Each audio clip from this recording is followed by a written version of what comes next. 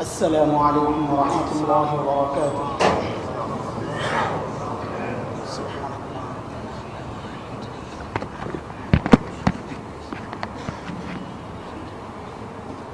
الحمد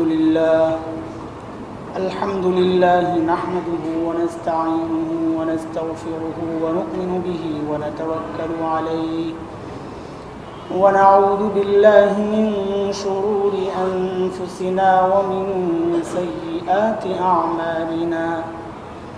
من يهد الله فلا مضل له ومن يضلله فلا هادي له. وأشهد أن لا إله إلا الله وحده لا شريك له.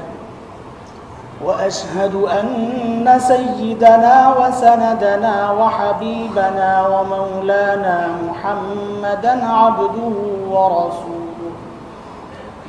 اللهم صل على محمد وعلى آل محمد كما صليت على إبراهيم وعلى آل إبراهيم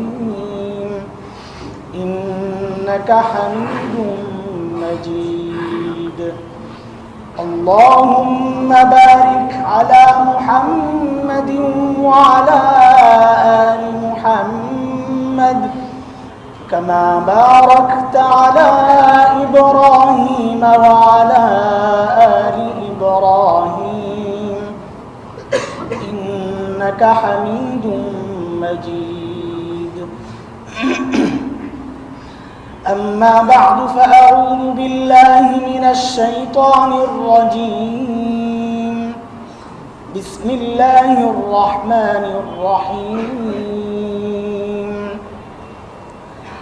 يا أيها الذين آمنوا كتب عليكم الصيام كما كتب على الذين من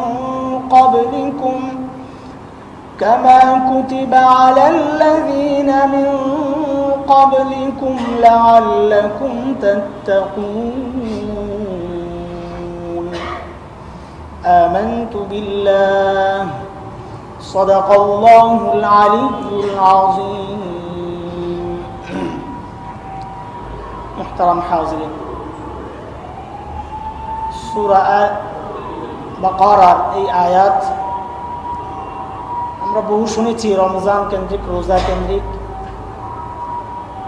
যে আয়াতে রোজা ফরজ করার ব্যাপারে রব্বুল আলামিন বলছেন, ইয়া আইয়ুহাল্লাযীনা আমানু কুতিবা আলাইকুমুস সিয়াম, হে ঈমানদারেরা তোমাদের উপর রোজাকে ফরজ করা হয়েছে। কামা কুতিবা আলাল্লাযীনা মিন ক্বাবলিকুম লাআল্লাকুম তাত্তাকুন, যেমন পূর্ববর্তীদের উপর ফরজ করা হয়েছিল যেন তোমরা মুত্তাকি হয়ে যাও। আয়াত তো খুব সহজ ভাবে বললাম, অর্থ বললাম, বিষয়গুলো একটু লক্ষ্য করা আয়াতের। গত জুমার আলোচনায় বলেছি যে রব্বুল আলামিন যখন খুব গুরুত্বপূর্ণ কোনো বিষয়ে ডাক দেন তখন এই আদরের ডাক, মায়ার ডাক, ইয়া আইয়ুহাল্লাযীনা আমানু বলে ডাক দেন, সরাসরি কথা বলেন মুমিনের সাথে।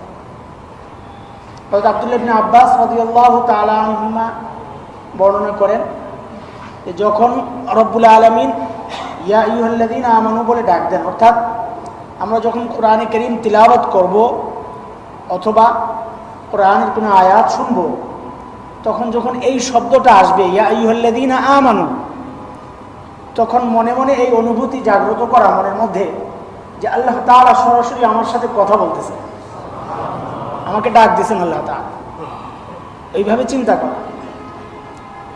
তো এই আয়াতটাও এমন যে আল্লাহ তাআলা আমার সাথে, আমাদের সাথে সরাসরি কথা বলতেছেন, ডাক দিয়েছেন। তাওরাতে বনি ইসরাইলকে রব্বুল আলামিন তাওরাতের মধ্যে এমন ডাক একবার দিয়েছেন। কতবার? মাত্র একবার। এই একবার এই ডাক শুনে ইহুদিরা কি বলা শুরু করেছে? নাহনু আবনাউল্লাহি ওয়া আহিব্বাহু, যে আমরা আল্লাহর সন্তান এবং আল্লাহর নিকটজন বন্ধু। একবার ডাক শুনেই তারা মর্ম বুঝেছে যে এই সরাসরি ডাকের কি মর্ম। কোরআনে কারীমে আল্লাহ সুবহানাহু ওয়া তাআলা মুমিনদেরকে এই রকম ডাক ৮৮ বার দিয়েছেন, একবার দুইবার না। আল্লাহু আকবার। তাওরাতের মধ্যে মাত্র একবার, কোরআনে কারীমে ৮৮ বার। কাজে এই ডাকের কদর করা উচিত। এই ডাক দিয়ে রব্বুল আলামিন যা বলেন তার কদর করা উচিত, মূল্যায়ন করা উচিত। অত্যন্ত মহব্বতের ডাক। ডাক দিয়ে রব্বুল আলামিন কি বলছেন? বলছেন কুতিবা আলাইকুমুস সিয়াম, তোমাদের উপর রোজাকে ফরজ করা হয়েছে। ফরজ এক শব্দ, আর কুতিবা এটা আরেক শব্দ। ফরিজা মানে ফরজ করা হয়েছে, কুতিবা মানে আমরা অর্থ করি ফরজ করা হয়েছে, আসলে কুতিবা মানে লিখে দেওয়া হয়েছে। রোজার গুরুত্ব বোঝানোর জন্য রব্বুল আলামিন কুতিবা শব্দ ব্যবহার করেছেন, যে একদম লিখিতভাবে এই সিদ্ধান্ত, মৌখিক না। কোনো জিনিসের যখন গুরুত্বপূর্ণ কোনো ব্যাপার হয়, গুরুত্ব যত বেশি থাকে তার মধ্যে লেখাপড়ার ব্যাপারটাও তত বেশি থাকে। সাধারণ কাগজে, দলিলে, হ্যাঁ, যত গুরুত্বপূর্ণ লেখার গুরুত্বটাও তত বেশি। তো কোরআনে কারীমে রব্বুল আলামিন বলছেন যে তোমাদের উপর রোজাকে লিখে দেওয়া হয়েছে। অন্য আমল আমি বললাম ফরজ, ফরজ। রোজার বিষয়টা এটা ফরজ। কোন ধরনের ফরজ? যে লিখে দেওয়া হয়েছে এমন ফরজ। গুরুত্ব কতখানি? আচ্ছা, হঠাৎ যেন কেউ চমকে না যায় যে এটা আমরা পারবো কিনা, এত কষ্ট। রব্বুল আলামিন সাথে সাথে আবার বলছেন যে কামা কুতিবা আলাল্লাযীনা মিন ক্বাবলিকুম, এটা নতুন কিছু নয়, ভয় পেও না। তোমাদের আগে যারা ছিল তাদের উপর আমি রোজা ফরজ করেছিলাম, কাজে এটা কঠিন কোনো বিষয় নয়, এটা পরীক্ষিত বিষয়, এটা করা যায়। লাআল্লাকুম তাত্তাকুন, ফায়দা বয়ান করতেছেন আল্লাহ তাআলা, যে রোজার ফায়দা কি? যে তোমরা মুত্তাকি হয়ে যাবা, এই ফায়দা। এই আয়াতে রব্বুল আলামিন বান্দাকে রোজা ফরজের ব্যাপারে যে বর্ণনা ভঙ্গি আয়াতের আল্লাহ তাআলা, এটা থেকে আমাদের অনেক কিছু শেখার আছে। বাচ্চাদের সাথে যখন দ্বীনের কথা বলবো, এর থেকে শিখার আছে। প্রথম ডাকটাই দিতে হবে তাকে মহব্বতের ডাক। তাকে যদি কোনো কথা শোনাইতে হয়, বাচ্চাকে যখন কোনো কিছুর উপদেশ দিব, তখন তাকে মায়ার ডাক দিতে হবে। আমাকে ধমকের সুরে কোনো কিছু চাপায়া দিয়ে তার থেকে কোনো কিছু আদায় করা যাবে না। এটা কোরআনের শিক্ষা।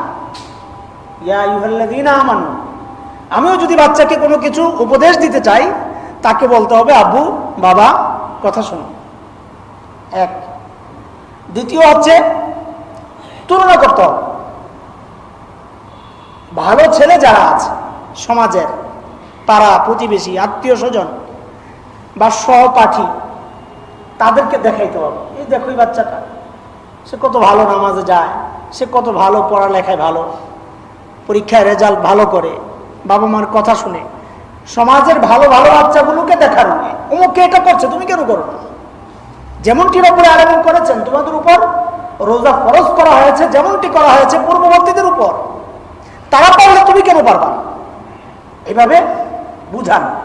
এরপর এর উপকারিতাও তাকে বুঝানো, যে বাবা, নামাজ পড়লে এই ফায়দা, রোজা রাখলে এই ফায়দা, পড়াশোনা করলে এই ফায়দা, বাবা মার কথা শুনলে এই ফায়দা, উস্তাদের কথা শুনলে এই ফায়দা। তাকে ফায়দাও শিখাইতে হবে। এটা কোরআনের তরফ, যে শুরুতে তাকে মায়ার সাথে, মহব্বতের সাথে কাছে আনতে হবে। তারপর তার মতো অন্য যারা, তাদেরকে তুলনায় আনতে হবে, ভালো জানা। এরপর যে বিষয়ে আমি তাকে উপদেশ দিব, ওই বিষয়ের ফায়দা, উপকারিতা তাকে বুঝাইতে হবে। তাহলে কাজে আসবে, কথাটা কাজে আসবে। এটা কোরআনের এই আয়াত থেকে শিক্ষণীয় আমাদের। প্যারে হাজিরিন, আল্লাহ সুবহানাহু ওয়া তাআলা রমজানের এই যে রোজা ফরজ করেছেন, আমরা তো অনেক রকমের ফায়দা আমরা আলোচনা করছি। হাদিসে রাসূল সাল্লাল্লাহু আলাইহি ওয়াসাল্লাম রোজাকে বলা হয়েছে এক হাদিসে আস-সাওমু জুন্নাহ, রোজা ঢাল। রোজাকে বলা হয়েছে সবরের মাস, রমজানকে বলা হয়েছে সবরের মাস, শাহরুস সবর, শাহরুল মুওয়াসাত, সহমর্মিতার মাস। হ্যাঁ, এগুলো সব হাদিসের শব্দ। এই বিষয়গুলো আমরা অনেক আলোচনা করব ইনশাআল্লাহ। ভিন্ন কিছু কথাও শোনা দরকার, যেগুলো আসলে আমাদের ইবাদতের মাকসাদ না, ইবাদতের মাকসাদ না, কিন্তু ইবাদত থেকে আমরা এই ফায়দাগুলো পাচ্ছি, এটা জানা দরকার আমাদের। এই ফায়দাগুলো দুনিয়াবি, এই ফায়দাগুলো আমাদের মাকসাদ না, ইবাদতের মাকসাদ না। কারো দৃষ্টি যেন ওইদিকে না যায়, তাহলে ইবাদতের রুহানিয়ত নষ্ট হয়ে যাবে, ইবাদতের রূহ নষ্ট হয়ে যাবে। রব্বুল আলামিন আমাদেরকে যে এই বছরে একবার, এক মাস খাওয়াকে কন্ট্রোল করার এই যে এক প্র্যাকটিসের মধ্যে আমাদেরকে রাখেন, বর্তমান ডাক্তার সমাজ তারা কি বলে এটাকে, বিজ্ঞান কি বলে এটাকে? আমরা তো বলছি যে ভাই এক বছরের জন্য আমি নতুন করে আবার তরক্কির জন্য, নিজের উন্নতির জন্য, আত্মার উন্নতির জন্য, শরীরের উন্নতির জন্য রব্বুল আলামিন আমাকে এমন কিছু আমল দিলেন যে আমার সারা বছরের চার্জ হয়ে গেল। ব্যাটারি রিচার্জ করতে হয়, সারা বছরের চার্জ আমি করছি এক মাস। বিভিন্ন পেশায় আমরা থাকি, বিভিন্ন পেশায় ব্যস্ততার কারণে আমার রূহের মধ্যে, আমার কলবের মধ্যে, আমলের মধ্যে ত্রুটি আসে, আস্তে আস্তে আস্তে আস্তে একটা পর্যায়ে চলে যায়। আবার আল্লাহ সুবহানাহু ওয়া তাআলা আমাকে সুযোগ দিলেন, তুমি আবার নিজের আত্মাকে, কলবকে, এমনকি শরীরকেও রিচার্জ করে নাও। না খেয়ে থাকার যে আমল, রোজার মধ্যে না খেয়ে থাকার যে আমল, বাদশাহ হারুন রশিদের দরবারে এক ঈসাই ডাক্তার আসছে, এসে জিজ্ঞেস করতেছে, বাদশাহ আমি আপনাকে একটু কথা বলতে চাই। বলো। আচ্ছা, আপনাদের ধর্মীয় গ্রন্থ কোরআনে কারীমে সব নাকি আছে, চিকিৎসা বিজ্ঞান সম্পর্কে আছে নাকি কিছু? তো বাদশাহ দরবারের আলেম যারা, এখনকার দরবারে আলেম না, তখনকার আলেম দরবার কেন্দ্রিকই হতো। বাদশারা, ওই সমস্ত খলিফারা আলেমদের পরামর্শই চলতেন। তো বাদশাহ হারুন রশিদ দরবারের আলেমদেরকে জিজ্ঞেস বলতেছেন, আপনারা উত্তর দেন। আর আলী ইবনে হুসাইন নামক এক বড় আলেম ছিলেন, তিনি বলছেন, হ্যাঁ, কোরআনে কারীমে চিকিৎসা বিজ্ঞানের মূল যে বিষয় এটাও আছে। কোরআন বিস্তারিত বর্ণনা কোনো বিষয়ই দেয় না, মৌলিক বিষয়গুলো কোরআন প্রকাশ করে। ব্যাখ্যা হাদিসে আসছে, ব্যাখ্যা হাদিস কোরআন যারা গবেষণা করে তারা দিচ্ছে, কোরআন শুধু মৌলিক বিষয়টা বলে দেয়। তো চিকিৎসা বিজ্ঞানের মূল বিষয় যেটা, ওই কথাটা কোরআন বলে দিছে কি, কুলু ওয়াশরাবু ওয়ালা তুসরিফু। এটা চিকিৎসা বিজ্ঞানের মৌলিক কথা, খাও, পান করো, ওয়ালা তুসরিফু, ইসরাফ করো না, অতিরিক্ত কিছু করো না, যতটুকু জরুরত ততটুকু করো। এটাই চিকিৎসা বিজ্ঞানের মূল কথা। ডাক্তার বলছেন যে হ্যাঁ, এটা খুব গুরুত্বপূর্ণ কথা, মাশাআল্লাহ। হাদিসে কি কিছু আছে চিকিৎসা বিজ্ঞান সম্পর্কে? রসুল কি কিছু বলেছেন? তো রসুল করিম সাল্লাল্লাহু আলাইহি ওয়াসাল্লাম আসলে অনেক কিছুই তো বলেছেন, চিকিৎসা বিজ্ঞানের অনেক কথাই বলেছেন রসুল সাল্লাল্লাহু আলাইহি ওয়াসাল্লাম। মৌলিক কথা তিনটা কথা তিনি বলেছেন, যে হাদিসে মৌলিক তিনটা কথা আছে মানুষের স্বাস্থ্য বিষয়ক প্রয়োজন যেটা। এর মধ্যে প্রথম কথা হচ্ছে মেয়াদা, মানুষের খাবার পাকস্থলী, যেটা যেখানে খাবার পাক হয়, যেখানে রসুল বলেছেন মেয়াদা হচ্ছে সমস্ত রোগের মূল। এটাই ওই খাবার যেই পরিমাণ দিবা, যেমন দিবা, যেই সময়ে দিবা, যতটুকু দিবা, সব কিছু তোমার স্বাস্থ্য সব কিছুর নির্ভর ওই জায়গায়। তুমি ওইটাকে কেমন রাখলা, রাসূলের কথা সাল্লাল্লাহু আলাইহি ওয়াসাল্লাম। এক, দুই নম্বর কথা হচ্ছে রাসূল করিম সাল্লাল্লাহু আলাইহি ওয়াসাল্লাম বলেছেন, শরীরের যা চাহিদা তা শরীরকে দেওয়া। শরীরের যা চাহিদা তা শরীরকে দেওয়া, এটা একটা গুরুত্বপূর্ণ বিষয়। অনেক সুফিসাও আছেন, এটাকে তাকওয়া মনে করেন, তাওয়াক্কুল মনে করেন, আল্লাহ ভরসা, আল্লাহ ভালো করে দিবে। আরে ভাই, এটা ঠিক না কথা। রাসূল সাল্লাল্লাহু আলাইহি ওয়াসাল্লামের হুকুম হচ্ছে শরীরের চাহিদা যা, শরীর অসুস্থ, শরীরের চাহিদা হচ্ছে তাকে ওষুধ দাও। এটা সুন্নাত, এখানে তাওয়াক্কুলের বিষয় না। এটা কোন ধরনের তাওয়াক্কুল? আল্লাহ রাসূল সাল্লাল্লাহু আলাইহি ওয়াসাল্লাম বলছেন শরীরের চাহিদা অনুযায়ী তাকে দাও। আমরা তাওয়াক্কুল করে বসে থাকি অনেকে, না, এটা না করা। এক নম্বর হচ্ছে মেয়াদা, পাকস্থলী, এটা হচ্ছে শরীরের সমস্ত রোগের মূল কেন্দ্র। আরেকটা হচ্ছে শরীরের চাহিদা মতো শরীরকে দেওয়া।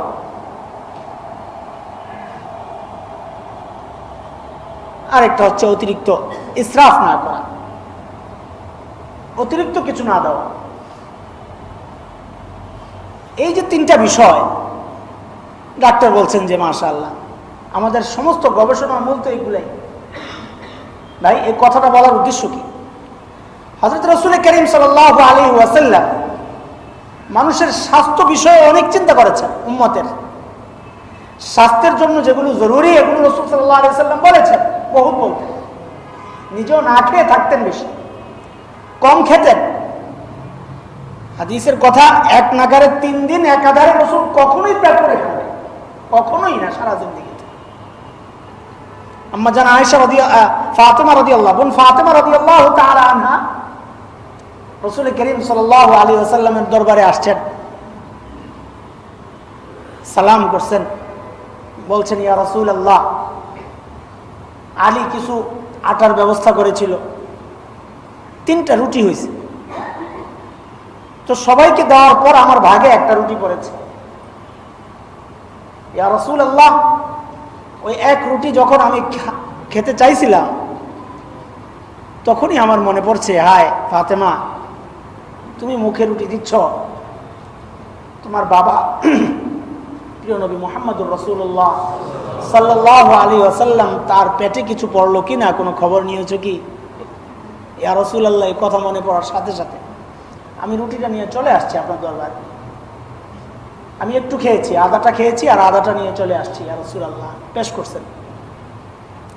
আল্লাহ রাসূল সাল্লাল্লাহু আলাইহি ওয়াসাল্লাম রুটি একটু মুখে দিয়ে বলছেন, ও ফাতেমা, আল্লাহর কসম করে বলছি, যেই আল্লাহর হাতে আমার জান, সেই আল্লাহর কসম খেয়ে বলছি, আজকে 3 দিন পর এই প্রথম কিছু আমি খাচ্ছি। রাসূল করিম সাল্লাল্লাহু আলাইহি ওয়াসাল্লাম খুব কম খেতেন, খুব কম খেতেন, বেশিরভাগ সময় না খেয়ে থাকতেন। হযরত জিবরাইল আলাইহিস সালাতু ওয়াস সালামের প্রস্তাবে কি বলেছিলেন? যখন বলা হয়েছে যে ও পাহাড়কে সোনা বানায় দিয়ে আপনার সাথে সাথে ঘুরবে, রাসূল করিম সাল্লাল্লাহু আলাইহি ওয়াসাল্লাম বলেছিলেন, জিবরাইল, আজু ইয়াওমান ওয়া আশবাউ ইয়াওমান, যে আমি একদিন ক্ষুধার্ত থাকতে চাই, একদিন খেয়ে থাকতে চাই। যেদিন ক্ষুধার্ত থাকবো সেদিন আমি সবর করব, আর যেদিন কিছু খেতে পারবো সেদিন শুকরিয়া আদায়। একাধারে ভালো থাকা আমার জরুরত নাই।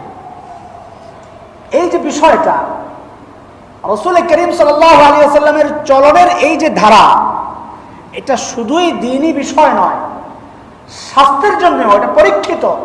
স্বাস্থ্যের জন্য, একজন মানুষের জন্য এটা অত্যন্ত জরুরি। কম খাওয়া, মাঝে মধ্যে পেটটাকে খালি রাখা, এটাকে যত কন্ট্রোল করা যায় স্বাস্থ্য মানুষের তত ভালো থাকে। আজকে বিভিন্ন জায়গা থেকে খবর আসছে আমাদের, ইহুদি নাসারারা 1 মাস ব্যাপী রোজা রাখার আমল শুরু করে দিয়েছে। তারা তো রোজা রাখে না, না খেয়ে থাকার আমল শুরু করে দিয়েছে। গবেষণা করে তারা দেখছে, বছরের যে কোনো 1 মাস যদি কেউ এইরকম না খেয়ে সারাদিন থাকে, পেটটাকে খালি করে একটা পর্যায়ে গিয়ে খায়, তাহলে সারা বছর তার পেট নষ্ট হবে না। পেটের কারণে যে সমস্ত অসুস্থতা আসে তার হবে না। তারা শুরু করে দিয়েছে।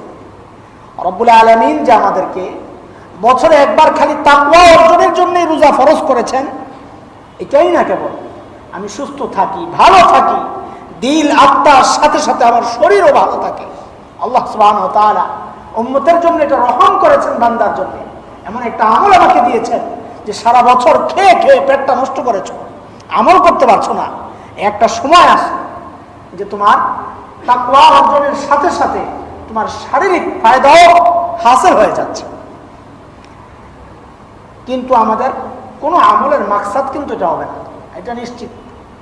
বান্দার কোনো আমলের মাকসাদ যেন এমনটা না হয়, নামাজ পড়তেছে কেন পড়েন? ব্যায়াম করতেছে। ডাক্তার ব্যায়াম করতে বলছে তো একটু ব্যায়াম করি, নামাজ পড়লে ব্যায়াম হয়ে যায়, নামাজও হয়ে গেল ব্যায়ামও হয়ে গেল না। এই চিন্তায় নামাজ না পড়া, তাহলে নামাজের রুহানিয়ত নষ্ট হয়ে যাবে, মাকসাদই নষ্ট হয়ে যাবে। দুনিয়ার আমলের এটাই ফায়দা, দ্বীনি আমলের এটাই ফায়দা যে আমার আখিরাত তো হাসিল হয়েই যায়, সাথে সাথে আমার দুনিয়ার ফায়দাও হয়ে যায়। এটা নিয়ত করতে হয়, দুনিয়ার ফায়দার জন্য কোনো নিয়ত করতে হয় না, আখিরাতের ফায়দার নিয়ত করতে হয়। আল্লাহ সুবহানাহু ওয়া তাআলা যে হুকুমটা আমাকে করেছেন, আমাদেরকে সমস্ত চিকিৎসা বিজ্ঞান আজকে এটা গবেষণায় এটাই পাচ্ছে রেজাল্ট। রাসূল করিম সাল্লাল্লাহু আলাইহি ওয়াসাল্লামের তিনটা কথার কথা বলছিলাম ওই হাদিসে বা শাহরুর রশিদের যে বিষয়টা। তো একটা তো গেল যে মেয়াদা পরিষ্কার রাখা, মেয়াদা হচ্ছে মানুষের সমস্ত রোগের মূল এক বিষয়। দ্বিতীয় বিষয় কি বললাম? শরীরের চাহিদা মেটানো, ইসরাফ না করা, কিন্তু শরীরের যতটুকু চাহিদা ততটুকু তাকে দেওয়া। তিন নম্বর বিষয় হচ্ছে চিকিৎসার চেয়ে, এটা আজকের চিকিৎসা বিজ্ঞানেরও একটা কথা, চিকিৎসার চেয়ে রক্ষা করা, হেফাজতে থাকা, বেছে বেছে চলা, এটা বেশি জরুরি। এটা রাসূলের কথা। আজকের চিকিৎসা বিজ্ঞান বলছে এটা প্রিভেনশন ইজ বেটার দেন কিউর, বলছে কথা, কিন্তু এটা রাসূল করিম সাল্লাল্লাহু আলাইহি ওয়াসাল্লাম 1400 বছর আগে বলে আসছেন, 1400 বছর আগে। এটা চিকিৎসা বিজ্ঞানেরও কথা যে চিকিৎসার চেয়ে আমার বেছে বেছে চলা, হ্যাঁ, এটা বেশি জরুরি। হযরত আলী রাদিয়াল্লাহু তাআলা আনহু জ্বর হয়েছে, জ্বর, সামনে খেজুর, রাসূল করিম সাল্লাল্লাহু আলাইহি ওয়াসাল্লাম নিষেধ করছেন না, এটা খাওয়া যাবে না, এটা খাওয়া যাবে না। এটা তাকওয়ার খেলাফ, তাওয়াক্কুলের খেলাফ। যে রাসূল খেজুরকে মনে করছেন যে ক্ষতিকারক, শিরক করছেন, এমন না। আল্লাহ সুবহানাহু ওয়া তাআলা তার মধ্যে গরমের আসর দিয়ে দিয়েছেন। এটা গরম, গরমের মধ্যে এটা খেলে স্বাস্থ্যের জন্য এটা ক্ষতিকর, রাসূল নিষেধ করছেন। তাকিয়া বলে এটাকে আরবিতে। হাদিসে অনেক হাদিস আসছে এরকম, বেছে বেছে থাকা, বেছে চলা। আজকে দেখেন ডায়াবেটিস রোগীদের ডাক্তার চিকিৎসার মধ্যে কি দেয় জানেন? কি দেয়? সব দেয় নিয়ম কানুন। ওষুধের চেয়ে বেশি কি দেয়? ডায়াবেটিস রোগীদের ওষুধের চেয়ে বেশি হচ্ছে নিয়ম। এতটুকু খাবেন, এই পরিমাণ খাবেন, সময় মতো খাবেন। ফল খাওয়া নিষেধ না, পরিমিত খাওয়া, বেশি খাওয়া না। কোনো কিছুই খাওয়া নিষেধ না, পরিমিত খান, সময় মতো খান, এই খালি নিয়মের মধ্যে রাখেন। এটাই তো রাসূল করিম সাল্লাল্লাহু আলাইহি ওয়াসাল্লামের কথা, নিয়ম মাফিক। ওই ডাক্তারের কথা, মদিনার ডাক্তারের কথা, এটা তো আমরা প্রায় শুনি, হাদিস, সহিহ হাদিস। ডাক্তার চিন্তা করছে মদিনা নতুন শহর হয়েছে, সব মানুষের আনাগোনা, ব্যবসা বাণিজ্য সব ভালো চলছে, সেখানে গেলে একটু রোগী ভালো পাওয়া যাবে, মানুষ আরামে আয়েসে থাকলেই তো অসুস্থ বেশি হয়, সেখানে রোগী ভালো পাওয়া যাবে। তো চলে আসছে ডাক্তার, আইসে তো রোগী পায় না, বহুদিন পর্যন্ত কোনো রোগীর খবর নাই। রাসূল করিম সাল্লাল্লাহু আলাইহি ওয়াসাল্লামের কাছে গিয়ে জিজ্ঞেস করছেন, আপনার এখানে কেউ অসুস্থ হয় না? রাসূল কি জবাব দিচ্ছেন? যে আমার সাহাবীরা তারা ক্ষুধা লাগলে খায়, চাহিদা যখন হয়। পেটের চাহিদা না হলে খাওয়া, এটা পেটের জন্য, স্বাস্থ্যের জন্য খুবই ক্ষতিকর। ইফতারটা যে একজন মানুষের জন্য কত উপকারী, এটা ডাক্তারদের কথা। ইফতারটা মানুষের জন্য কত উপকারী, কেন? সারাদিন চাহিদার কারণে, পেটের চাহিদা, শরীরের চাহিদা, সব কিছু যখন চাহিদাগুলো হা করে আছে, তখন যাই দেয় তাই কবুল করে। না হয় ইফতারের সময় আমরা যা খাই, মারা যাওয়ার কথা, মারা দেওয়ার কথা, কিন্তু আলহামদুলিল্লাহ রোজার সময় মানুষের স্বাস্থ্য ভালো হয়ে যায়। কেন হয়? যে ওই যে চাহিদার সময় সে খেয়েছে। আবার কিছু একটু পেট নষ্ট হয় আমাদের, কেন হয়? ওই যে সাহাবায়ে কেরামের একটা তো মানলাম চাহিদার সময়ে খাই, সাহাবায়ে কেরাম আরেকটা আমল করতেন, চাহিদা থাকতেই ছেড়ে দিতেন। ওইটা আমরা করি না। যতক্ষণ না পর্যন্ত মানে আর না যাবে, যদি কোনো সিস্টেম থাকতো কুতা দিয়ে ভিতরে ঢুকানো, ততক্ষণ পর্যন্ত আমরা খেতেই থাকি। ভাই এখানে দুইটা বিষয়। আল্লাহ রাসূল সাল্লাল্লাহু আলাইহি ওয়াসাল্লাম কম তো খেতেন, যতটুকু খেতেন সেগুলো আল্লাহ রাসূল আস্তে আস্তে খেতেন। দেখুন এগুলো কিন্তু চিকিৎসা বিজ্ঞানেরই কথা। রাসূলের প্রত্যেকটা সুন্নতের উপর তারা গবেষণা করে করে এখন ফায়দাই পাইতেছে। হ্যাঁ, এগুলোর তো কথা। রাসূল কম খেতেন, আবার আস্তে আস্তে খেতেন। এটা স্বাস্থ্যের জন্য কত উপকারী। দেখুন আমরা যখন বেশি খাই তখন আমাদের শরীরটা এলিয়ে দেয় কিনা, মানে আর কিছুই ভালো লাগে না, ঘুম ঘুম ভাব চলে আসে। যখন বেশি খেয়ে ফেলি পেট একদম ভরপুর হয়ে যায়, তখন কিন্তু আর কোনো কাজকর্ম ভালো লাগে না। কেন এটা জানেন? রাসূল যে নিষেধ করছেন বেশি খাইতে, পেট খালি রাখতে, এটার ফায়দাটা তো জানতে হবে। মানুষের রক্ত সাপ্লাই তো দেয় মানুষের দিল, কিন্তু কোথায় কতটুকু সাপ্লাই দিবে সিদ্ধান্ত দেয় কিন্তু মগজ। মানুষের পুরা শরীরটা নিয়ন্ত্রণ করেই মগজ। মানুষের শ্রবণ শক্তি এটা মগজের সাথে সম্পর্ক। এই যে ঘ্রাণ শক্তি, অনুভূতি যা আছে সব কিছুর সম্পর্ক কিন্তু মগজের সাথে। এগুলো হচ্ছে, কান হচ্ছে আমার মাধ্যম। এই কানের ভিতরে একটু তরল জিনিস আছে। আর কথাটা আমরা যে কথাটা শুনি বা আমি বলছি আপনারা শুনছেন, বুঝছেন, আমি কি বললাম বুঝছেন, এটা কান বুঝে নাই। কান তার ভিতরে এই কথাটা গেছে, ওই তরল পদার্থের সাথে ওই কথাটা মিক্সড হয়ে মগজ পর্যন্ত আল্লাহ তাআলা পৌঁছায় দিয়েছে। মগজ সিদ্ধান্ত নিয়ে নিছে আমি কি বলছি, বুঝে গেছে। ঠিক নাকের একই অবস্থা, জিহ্বার একই অবস্থা, শরীরের একই অবস্থা। সিদ্ধান্ত দেয় কে? মগজ সিদ্ধান্ত দেয় যে কি হচ্ছে। মানুষ যখন বেশি খায় তখন রক্ত সাপ্লাইয়ের সিদ্ধান্ত যেহেতু মগজ দেয়, মগজ তখন সিদ্ধান্ত দেয় যে রক্তর সাপ্লাই তখন বেশি দরকার পেটে, কারণ খাবারটাকে তো হজম করতে হবে। রক্তের কাজ তো সারা শরীরটাকে বাঁচিয়ে রাখা, পেট্রোল এটা।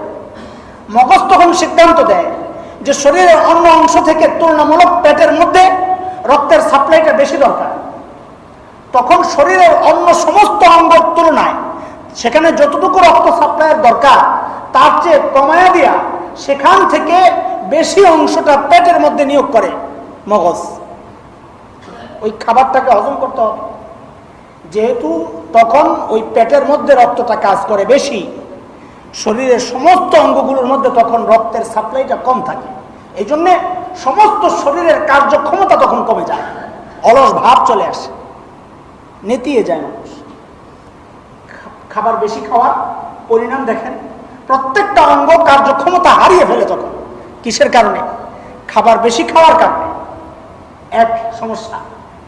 দ্বিতীয় সমস্যা, খাবার আস্তে খাওয়ার যে ফায়দাটা, আস্তে আস্তে কেন খাবো? পেট যখন ভরে, এটা আমি কিভাবে টের পাই? মগজ সিদ্ধান্ত নেয়। আরে বুঝেন কিনা কথা? আমি কোন ডাক্তার না, ডাক্তারদেরই কথা এগুলা। পেট যখন ভরে সিদ্ধান্তটা কে দেয়? মগজ দেয় যে হ্যাঁ তোমার পেট ভরছে। এই সিদ্ধান্তটা সে দুইভাবে সে মেসেজ পায় শরীর থেকে। যেমন ওই যে বললাম, কানের ওই তরল পদার্থ থেকে সে মেসেজ পায় যে এই একটা আওয়াজ আসলে এই আওয়াজের অর্থটা বলো। তখন সে সিদ্ধান্ত নেয় যে এটা আব্বা বলছে, আম্মা বলছে, যাই কিছু বলছে। ঠিক পেট যখন ভরে মগজ একটা মেসেজ পায়, সিদ্ধান্ত জানায় দেয় যে পেট ভরছে। এই মেসেজটা সে দুইভাবে পায়। একভাবে পায় পেটের উপরের অংশ থেকে, আর একভাবে পায় মুখ থেকে। কুদরতি বিষয়টা আল্লাহ তাআলা মানুষের সৃষ্টির মধ্যেই রব্বুল আলামিন এই কুদরত রাখছেন, হিকমত রাখছেন। পেটের উপরের যে চামড়াটা, ওই চামড়া থেকেই মগজের মধ্যে একটা মেসেজ যায় যে পেট ভরছে। কারণ এটা যখন টান পড়ে, পেট ভরার পর যখন পাকস্থলীটা যখন ছড়ায়া যায়, তখন পেটের চামড়ার মধ্যে যে টানটা পড়ে ওই টানটাই মেসেজ পাঠায় দেয়। আর ডাক্তারদের গবেষণা হচ্ছে সেই মেসেজটা পৌঁছতে 7 থেকে 10 মিনিট লাগে। পেটের চামড়ার টানের ওই মেসেজ মগজ পর্যন্ত পৌঁছতে 7 থেকে 10 মিনিট লাগে। আপনি যখন তাড়াতাড়ি খাবেন, জিহ্বারই একই অবস্থা, মেসেজ পৌঁছতে সময় লাগে। আপনি যখন তাড়াতাড়ি খাবেন তখন আপনার পাকস্থলীর চাহিদা মিটলো কিনা এটা আপনি সিদ্ধান্ত এখনো পান নাই, কারণ মেসেজ এখনো পৌঁছে নাই। আপনি খাচ্ছেন, ইচ্ছা মতো খাচ্ছেন, খাওয়ার পর খাওয়া যখন শেষ তখন অস্বস্তি লাগতেছে, বেশি খাওয়া হয়ে গেছে, কাজ ভালো লাগতেছে না। কেন? কারণ পেট ভরার মেসেজ কিন্তু আপনি পান নাই। মেসেজটা কখন পেয়েছেন? যখন খাওয়া শেষ কিছুক্ষণ পর এখন মগজ থেকে মেসেজ আসা শুরু হয়েছে, তুমি যতটুকু খেয়েছো ততটুকু তোমার দরকার ছিল না, তার চেয়ে অনেক বেশি তুমি খেয়েছো। মেসেজ আসা শুরু হয়েছে, ওই মানসিক যে মেসেজটা আসছে ওইটাই শরীরকে আপনি একদম নিস্তেজ করে দিচ্ছে, কাজ তো হচ্ছে ওখান থেকে। এটার একটা জ্বলন্ত উদাহরণ আপনাদেরকে দিই। খাবারের মাঝখানে যদি একটা ফোন আসে, কথার কথা, খাবারের মাঝখানে আপনার আমরা যতটুকু খাই পরিমাণ, এতটুকু পরিমাণ খাবার অর্ধেকের মতো খেয়েছি, এমন সময় একটা ফোন আসছে। আসার পর আমি 10 মিনিট ফোনে কথা বললাম। এসে আমরা কি বলি সাধারণত? ভোগটাই মরে গেল, খাবারের চাহিদাটা নষ্ট হয়ে গেছে। খাবারের মাঝখানে ডিস্টার্ব হইলে আর খাবারের চাহিদাটা নষ্ট হয়ে যায়, ভোগটা মরে গেছে। আসলে ভোগ মরে নাই, আমার এই কথা চলার সময় 10 মিনিট যে সময় কেটেছে এর মধ্যে মগজ ইতিমধ্যে আমাকে মেসেজ পাঠিয়ে দিছে যে তোমার খাবারের চাহিদা শেষ। ভোগ কিন্তু নষ্ট হয় নাই। যেটা আমি একাধারে খাইলে টের পাই না, খাবারের মাঝখানে যখন একটু গ্যাপ সৃষ্টি হয় তখনই কিন্তু পরবর্তীতে আমি যখন খেতে আসি আমার আর খেতে ইচ্ছে করে না। কেন? ইতিমধ্যে মগজ কিন্তু মেসেজ দিয়ে দিছে যে তোমার ভোগ শেষ। রাসূল করিম সাল্লাল্লাহু আলাইহি ওয়াসাল্লাম এই জন্যেই খাবার আস্তে আস্তে একটু একটু করে খেতেন, চাবিয়ে চাবিয়ে খেতেন। কেন? যে আমার পেটের যতটুকু চাহিদা, শরীরের যতটুকু চাহিদা, এটা যখনই শেষ হবে এই আস্তে আস্তে খেলে আমি মগজের মেসেজটা পেয়ে যাব যে আর খাওয়ার দরকার নাই, আমার মুখ ভরে আসবে, পেট ভরে আসবে যে আমার আর খাওয়ার দরকার নাই। আর যদি তাড়াতাড়ি খাই পেটের মধ্যে ঠিকই গেল, কিন্তু আমি টের পেলাম না যে আমার জরুরত ইতিমধ্যে শেষ হয়ে গেছে। চিন্তা করছেন? হযরত রাসূল করিম সাল্লাল্লাহু আলাইহি ওয়াসাল্লামের গবেষণা চিন্তা করছেন। রাসূলের কথা তো ভাই ওহী, এটা ওহী, আল্লাহ থেকে যা ইলহাম হয়েছে ওহীর মাধ্যমে সেটাই তিনি করছেন, সেটাই তিনি বলছেন। আজকে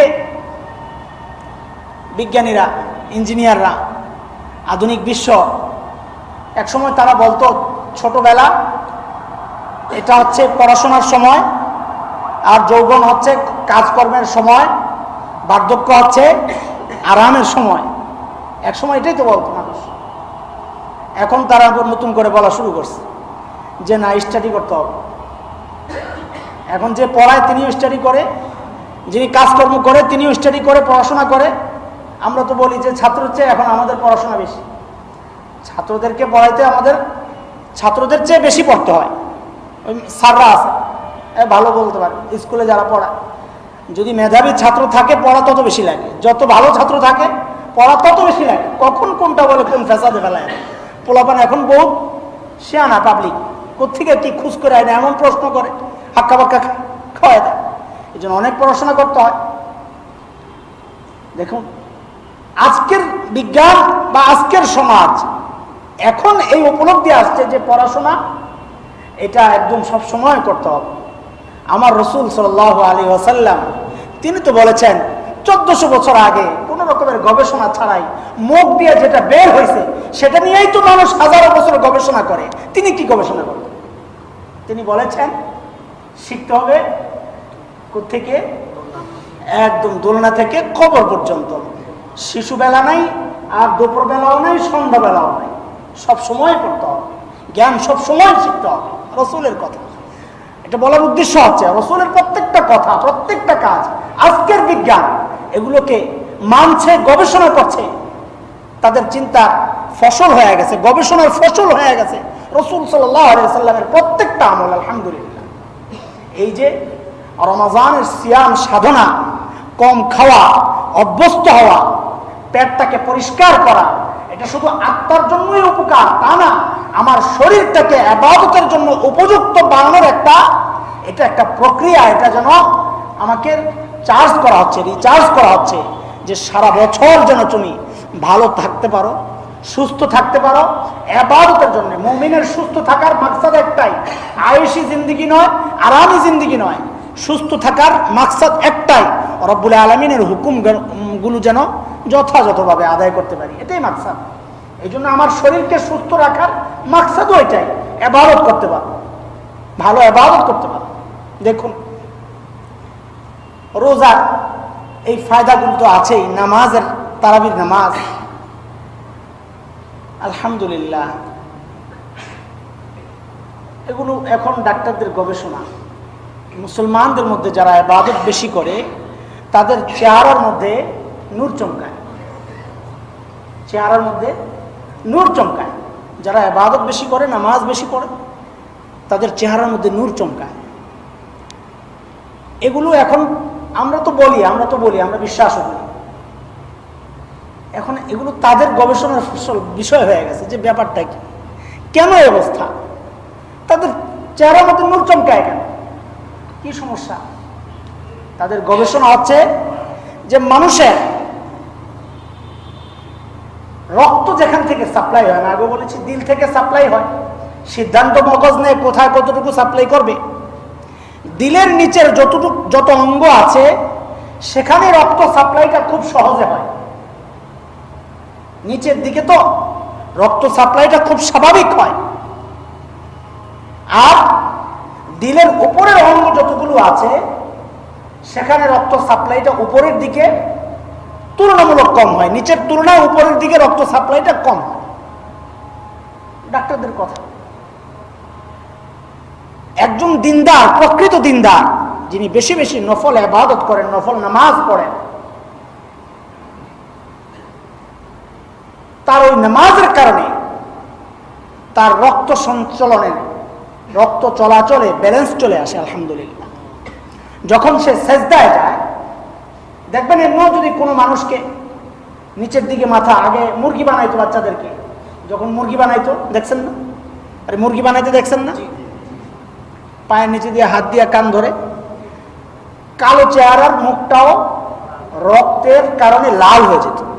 কেন? রক্ত মাথায় চলে আসছে, এটা বলেই মানুষ, একটু উপর করলে মাথায় রক্ত এসে যাবে, তার মানে কি উপর হইলে রক্ত নিচের দিকে চলে আসে। মানুষ যখন সাজদায় যায়, সুবহানাল্লাহ, এগুলো তাদের গবেষণা, মানুষ যখন সাজদায় যায় তখন রক্তগুলো তার মুখের মধ্যে চলে আসে। রক্তের ওই মুখের মধ্যে আসা যাওয়া, রক্তর সাপ্লাই যেখানে স্বাভাবিক হবে, যত বেশি হবে সেটা তত উজ্জ্বল হবে, রক্তের আসর এটা। এই জন্য প্রত্যেক আল্লাহ ওয়ালার চেহারাটা ওইরকম নুরানি হয়ে যায়, এত কুদরতি নুরানি। দিল নুরানি হওয়ার কারণে অঙ্গ প্রত্যঙ্গের মধ্যে আল্লাহ যেহেতু তাকে মহাব্বত করেন, মানুষের মহাব্বত, তার মহাব্বত মানুষের দিলের মধ্যে, এটা তো হাদিসের কথা। যখন যাকে ভালো লাগে তার চেহারা সুন্দরই লাগে, আল্লাহ ওয়ালার প্রতি সাধারণ মানুষের মহাব্বতের কারণে তার চেহারা তো এমনি সুন্দর লাগে, এটা তো এক কথা, দিলের কথা। কিন্তু বাস্তবিক অর্থেও আল্লাহ ওয়ালাদের চেহারার মধ্যে নূর চমকায়, সত্যিকার অর্থে স্বাস্থ্য ভালো থাকার কারণে। কারণ যত বেশি সেজদায় যাবে তত বেশি তার চেহারার মধ্যে রক্ত তত বেশি আসা যাওয়া করবে, তার চেহারার ওই লাবণ্যতা নষ্ট হবে। হায়রে, আমাদের দেশে মেয়েদের যে অবস্থা, যেভাবে মাখামাখি চলে, এরা যদি এই ফায়দার খবর জানে, এই ক্রিম লোশন টোশন বাদ দিয়ে মনে হয় খালি নফল নামাজে লেগে যাবে, যদি বিশ্বাস করত। লা হাওলা ওয়ালা কুওয়াতা ইল্লা বিল্লাহ। আল্লাহ সুবহানাহু ওয়া তাআলা রমজান আল মুবারকে 20 রাকাত তারাবির যে নামাজের হুকুম আমাদের জন্য, ও ভাই, সারা বছর কি করছি না করছি, অন্তত একটা মাস যেন আমার রক্ত সঞ্চালনটা ওই দিলের উপরের যে অঙ্গগুলো সেগুলোর মধ্যে স্বাভাবিক হয়, শরীরটা ব্যালেন্সে আসে। রব্বুল আলামিন একটা আমল দিয়ে দিলেন যে প্রতি রাতে ইবাদত করো। দেখুন নামাজের যে হুকুমগুলো, এই যে 20 রাকাত সারাদিন না খেয়ে ইফতার যে করেছেন, খুব ভালোভাবেই করেছেন। নামাজ আল্লাহ তাআলা খুব বাড়াই দিয়েছেন, ব্যালেন্স, সব ব্যালেন্স। সকালবেলা যখন মানুষ ঘুম থেকে ওঠে তখন মানুষের রক্ত প্রবাহ লেভেল থেকে একদম নিচে। এই জন্য ওই যখন রক্ত চেক করে তখন কখন যেতে বলে সকালে পেট যখন খালি থাকে, ঘুম থেকে ওঠে তখন যায় রক্ত চেক করা। আল্লাহ সুবহানাহু ওয়া তাআলা যতগুলো নামাজ ফরজ করেছেন মানুষের শরীরের চাহিদা অনুযায়ী, যে তোমার শরীর ওই সময় দুর্বল থাকে, লেভেলটা একদম নিচু থাকে রক্ত চলাচলের, শরীর যেহেতু দুর্বল, এই জন্য তোমার দাঁড়া থাকতে সমস্যা নাই, কেরাত লম্বা করো, কিন্তু উঠা নামা এগুলা কমায় দিয়েছেন মাত্র 4 রাকাত। কয় রাকাত? মাত্র 4 রাকাত। দুপুরে খায়া মোটা তাজা হন না। রব্বুল আলামিন বলেন শরীরের রক্ত চলাচল খুব হচ্ছে, পেটের মধ্যে খাবার পড়ছে, এখন সবচেয়ে বেশি কত? 12 রাকাত। এত নামাজ আসেনি আর সারাদিনে নাই। আসরে একটু কম, মাগরিবে আর একটু কম, এশার সময়, আমরা তো এশার পরে খাই 12টায়, কিন্তু এশা আরবিতে রাতের খাবারকে বলে আশা, রাতের খাবারকেই বলে আশা। এটা গ্রামেও দেখতাম আগে, মাগরিবের পর ঘরে আসতো, রাতের খাবার খেয়ে এশার নামাজ পড়তো, এশার নামাজ পড়ে এশার শুয়ে পড়তো। এখন সিস্টেম চেঞ্জ হয়েছে, কিন্তু এটাই ছিল নিয়ম। রব্বুল আলামিনের হুকুমগুলো এভাবেই, রাত্রে খাবা, এশার নামাজ একটু লম্বা পড়বা, কারণ তোমার যে খাবার যে গেছে এটা তো হজম হইতে হবে, শরীরের মধ্যে সারা শরীরে রক্ত প্রবাহটা চালু থাকতে হবে, খাবারটা কাজে লাগবে। এইভাবেই রব্বুল আলামিন আমার শরীরের চাহিদা অনুযায়ী সমস্ত ইবাদতগুলো রব্বুল আলামিন ফরজ করেছেন। ভাই, রমজানের এই রোজা এটা শুধু সাধনাই নয়, আত্মার সাধনাই নয়, এটা ভাববেন যে রব্বুল আলামিনের এক বড় নিয়ামত আমার শরীর সুস্থ থাকার জন্য, এটা এক বড় নিয়ামত। আল্লাহ তাআলা আমাকে বাধ্য করছেন, আমি তো অন্য সময় বললে তো মানবো না, আমাকে বাধ্য করছেন যে তুমি একটা লম্বা টাইম না খেয়ে থাকবা, শরীর ভালো থাকবে, আত্মা ভালো থাকবে, ইবাদত করার মানুষের জন্য সহজ হয়ে যাবে ইনশাআল্লাহ। কিন্তু আবারও বলি, এই উদ্দেশ্যে আমরা কোনো ইবাদত করবো না ইনশাআল্লাহ তাআলা। আমাদের ইবাদতের মূল মাকসাদ আল্লাহকে খুশি করা, আল্লাহর হুকুম মানা। কিন্তু এগুলো ফায়দা যখন বলা হয় মানুষ ইবাদতে উৎসাহিত হয়, এই জন্য এগুলো বলা না, এগুলো আমাদের মাকসাদ না।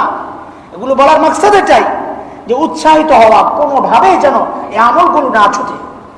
রব্বুল আলামিন যা চাচ্ছেন সারা বছরের জন্য আমাকে তৈরি করার জন্য, সারা বছরের ঘাটতিকে মিটানোর জন্য, নতুন করে আবার শুরু করার জন্য এখন থেকেই প্রিপারেশন, মানসিক, বারবার একটা কথাই বলি, মানসিক প্রিপারেশন এখন থেকেই, যে এইবারে রমজান হোক আমার সারা জীবনের সব পুরুষকে পবিত্র করে নতুন এক জীবন শুরু করবো ইনশাআল্লাহ তাআলা। আল্লাহ তাআলা সে তৌফিক এনায়েত করেন, আমিন। আজকেই শেষ, আগামী সপ্তাহ তো রোজা শুরু হয়ে যাবে ইনশাআল্লাহ, আল্লাহ যদি বাঁচায় রাখেন, সুস্থ থাকি। রমজানের পর প্রথম যে বুধবার হবে সেটা বাদ দিয়ে তারপরের বুধবার থেকে ইনশাআল্লাহ আবার শুরু হবে।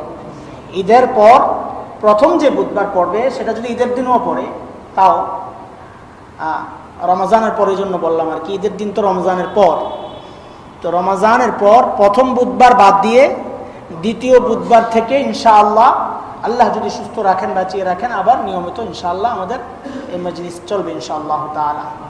اللهم صل على سيدنا محمد عبدك ورسولك وصل على المؤمنين والمؤمنات والمسلمين والمسلمات ربنا تقبل منا جميع صالح أعمالنا إنك أنت السميع العليم اللهم ارحمنا برحمة تغنينا عن رحمة غيرك اللهم اكفنا بحلالك عن حرامك وأغننا بفضلك عمن سواك اللهم إنا نعوذ بك من الهم والحزن والعجز والكسل والبخل والجبن وغلبة الدين وقهر الرجال وصلى الله على سيدنا محمد وآله وصحبه أجمعين سبحان ربك رب العزة عما يصفون وسلام على المرسلين والحمد لله رب العالمين.